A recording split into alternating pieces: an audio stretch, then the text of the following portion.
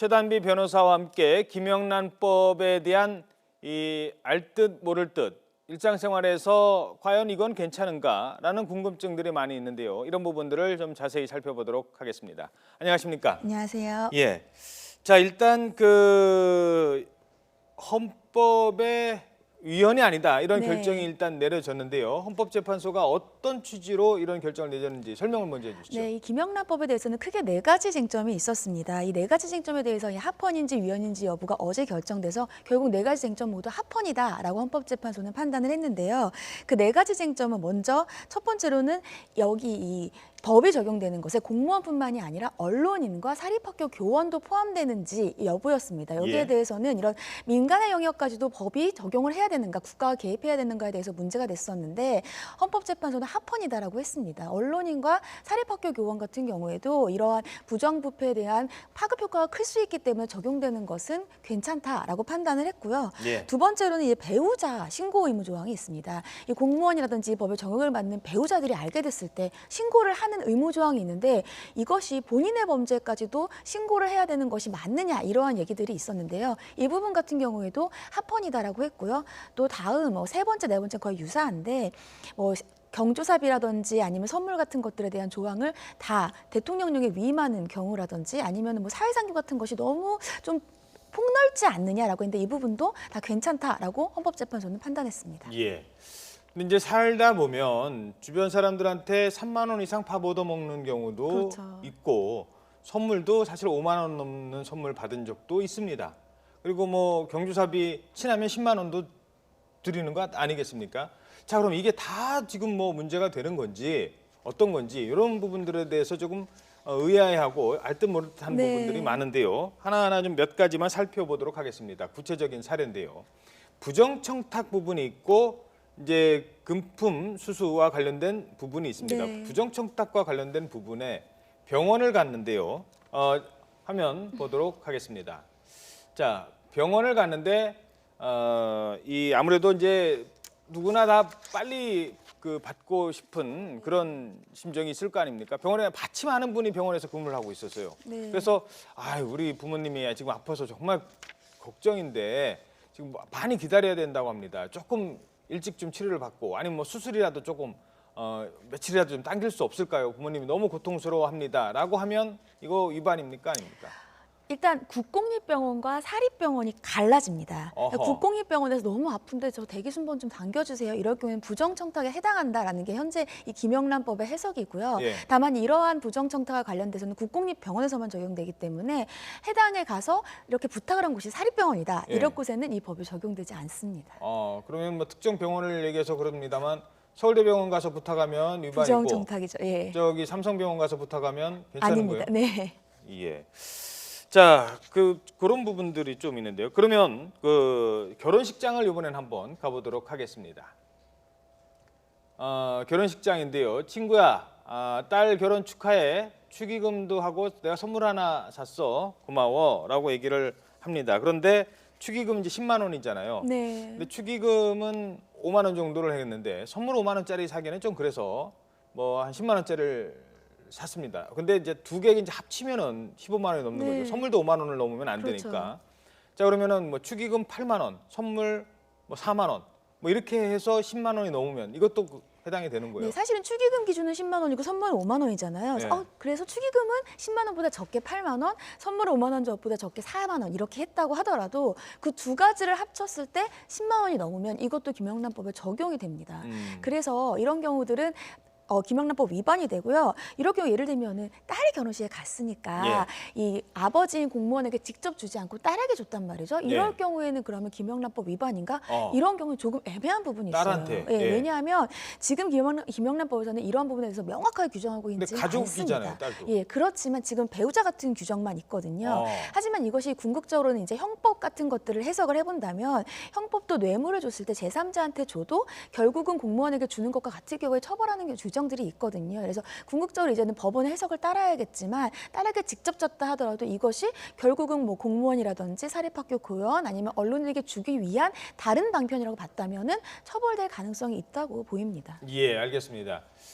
저희들이 자칫 이제 내용을 좀 설명을 해드려야겠는데요. 이런 경우에 결혼식 축의금이라고 막 30만 원, 50만 원 이렇게 주면 그건 당연히 안 되겠죠. 그런데 그 기준이 애매한 부분에 대해서 저희 그 기준을 말씀드리고자 한다는 것. 그러니까 왜 저런 사례만 골라? 그냥 뭐 안 주고 안 하면 되지라고 하는데 그런 부분이 아니라는 것도 말씀을 드리도록 하겠습니다. 선물 같은 경우에 또 애매한 경우가 있습니다. 화면 준비되어 있습니까? 화면 함께 보시죠.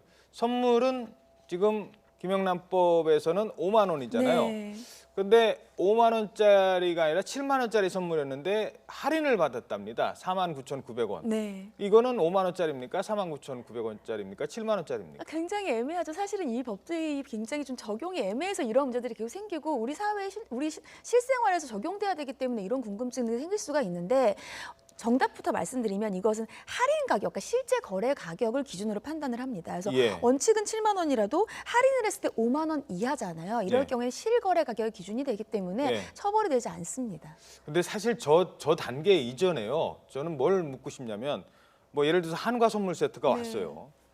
이게 얼마짜리인지, 그렇죠. 이게 5만 원짜리가 넘는지부터 보내주신 분한테 질문을 드릴 수도 없는 거고 이런 경우도 있을 것 같아요. 그래서 사실은 이제는 선물을 이렇게 드릴 때에는 거기다 영수증을 첨부해야 되나 진짜 이런 생각도 하실 수 있을 것 같습니다. 예. 자, 그리고 하나만 더 살펴보도록 할까요? 동창 4명이 모였다고 합니다. 즐겨가던 한정식 집인데요. 함께 보도록 하겠습니다. 자, 동창 4명이 모여서 즐겨가던 한정식 집에 가서 밥을 먹는데 1인당 10만 원. 공무원인 친구는 단품으로 먹는다며 2만 원짜리를 먹었습니다. 총 식비 32만 원. 자, 이럴 경우에는 흔히 말하는 더치페이를 할까요? 아니면 어떻게 해야 될까요? 네, 이 경우에는요. 먼저 첫 번째로 이 법에서는 100만 원 이하의 식사 같은 경우에 100만 원 이상이면 직무 관련성과 상관이 없습니다. 예. 근데 100만 원 이하일 때에는 직무 관련성이 있었어야 돼요. 근데 여기에 동창이니까 단지 친구들과 밥을 먹었을 때는 원칙적으로 직무 관련성이 없으니까 괜찮습니다. 근데 그러니까 친구 중에서도 한 사람이 그렇죠. 사업하는 사람이 있을 수 그래서 있잖아요. 만약에 근데 이 친구들 중에서 누군가가 직무 관련성이 있다라고 한다면 이제 직무 관련성으로 넘어가게 되죠. 예. 이럴 경우에는 이제 친구 4명이 모여서 1인당 10만 원짜리 그리고 공무원인 친구는 2만 원, 합쳐서 12만 원이잖아요. 12만 원에서 원칙적으로 3만 원 이상이니까 그러면 나누어서 해야 되냐, 사람 수대로 나눠야 되느냐, 아니면 먹은 걸 기준으로 해야 되느냐. 원래는 1인당이 맞습니다. 그래서 내가 먹은 게 2만 원 이하이면 괜찮은데 예. 근데 같이 계산했잖아요. 그렇죠. 그렇기 때문에 이럴 때는 1인당 나눠서 문제가 될 수 있고요. 또 여기에다가 나는 2만 원짜리 먹었는데 같이 먹는 음식들 있잖아요. 예. 예를 들면 난 밥도 먹었는데 여기에 술까지 마셨다. 아니면 우리가 예. 다 같이 먹는 음식이 하나 있었다. 예. 이럴 경우는 또 이것이 플러스가 될 수가 있거든요. 예. 그래서 주의하셔야 됩니다. 알겠습니다. 그러니까 밥 먹을 때 근데 물론 이건 초창기에 혼란이 네. 일고 그 혼란을 그냥 그렇다고 에이 괜찮겠지라고 하기에는 법이 적용이 돼 있기 때문에 명확하게 알아야 된다라는 차원입니다. 자, 하나만 더 볼까요? 시청에서 근무하는 공무원의 아내라고 합니다. 시 지원금을 받는 공연 감독에게 티켓을 받았습니다. 그런데 30만 원어치라고 합니다. 남편과 관람을 했는데 남편은 모르고 받고 이거 공연 티켓 감독님이 준 거야 지난번에. 그럼 공무원인 남편은 몰랐다. 이런 경우는 어떻게 해야 됩니까? 배우자가 금품을 받아도 원칙적으로 공직자가 처벌을 받습니다. 이 법에 적용을 받는 뭐 공무원이라든지 사립학교 교원, 언론인 다 처벌을 받는데 다만 여기엔 단서가 있어요. 그러니까 배우자가 금품을 받았다는 걸 그 해당 당사자가 알아야 됩니다. 그래서 이 경우에 만약에 그 공무원이 배우자가 받은 것을 몰랐다라고 한다면 처벌받지 않지만 알고 있었다라고 한다면 배우자가 받았던 것도 처벌이 가능합니다. 예, 알겠습니다. 자, 지금까지 구체적인 사례를 들어서 저희들이 김영란법의 적용 내용을 살펴봤습니다. 다시 한번 말씀드립니다만 법의 어떤 트집을 잡자는 취지에서 말씀드리는 게 아닙니다.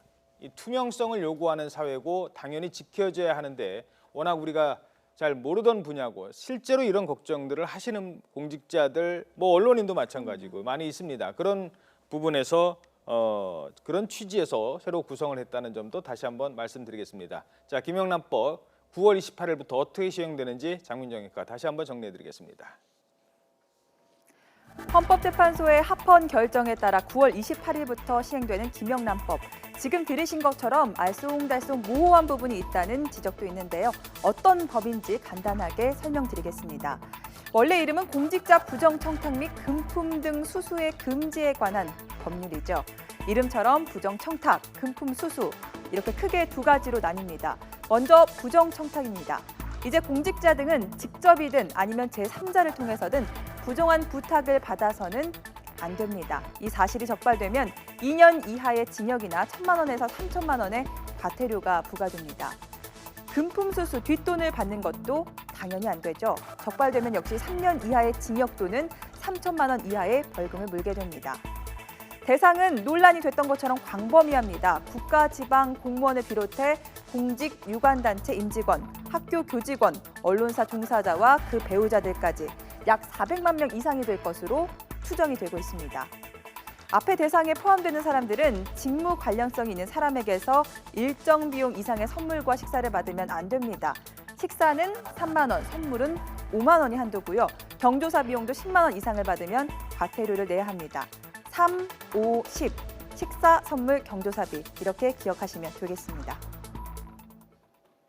네, 지금 김영란법을 놓고 다시 이제 개정안을 마련해서 뭐 여러 가지 얘기가 나오는데 앞서도 인터뷰에서 어느 한 분이 지적을 했습니다. 아니 국회의원들은 왜 빠져라고 하는데 일단 민원을 해결하는 사람들이 국회의원이기 때문이라고 하잖아요. 자, 그런데 당연히 이제 그거는 부정청탁은 네. 아니다라는 부분인데 그렇다고 해서 청탁에도 여러 가지가 있지 않겠습니까? 자신의 딸, 자신의 뭐 누구를 어디 취직시켜달라.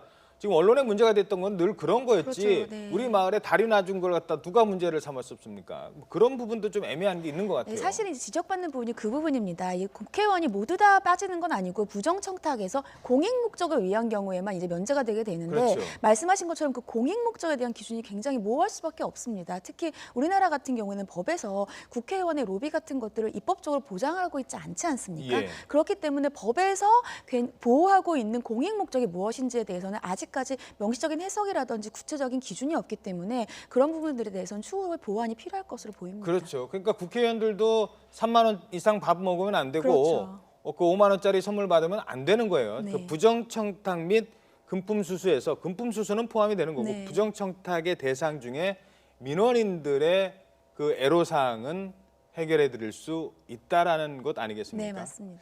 알겠습니다. 네, 김영란법 관련된 이슈는 여기까지 살펴보도록 하겠습니다. 김영란법의 취지대로 사회의 투명성을 높이고 우리의 이 후진적인 접대 문화를 고치는 계기가 됐으면 합니다.